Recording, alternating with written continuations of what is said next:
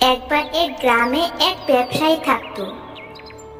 তার একটি গাধা ছিল, কিন্তু গাধাটি একটু অলস ও বোকা প্রকৃতির ছিল। সে প্রতিদিন তার গাধার উপর করে নিকটবর্তী শহরে নুন ও অন্যান্য জিনিসপত্র নিয়ে বিক্রি করতে যেত। একদিন তারা একটি নদীর পাশে পৌঁছালো। নদী পার হওয়ার সময় গাধাটি হঠাৎ পা পিছলে পড়ে গেল। গাধার পিঠের উপর থাকা নুন পানিতে ভিজে গলে গেল। কিয়ারাম কিয়ারাম, প্রতিদিন আমি এই কাজই করব।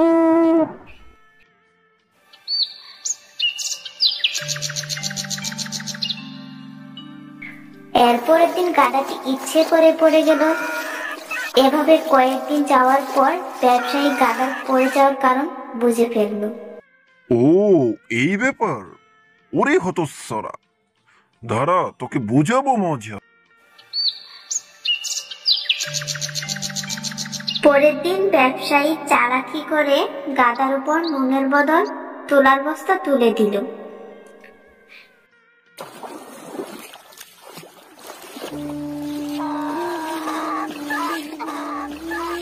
গাধাটি তুলার বস্তা অনেক কষ্টে নিয়ে আসলো।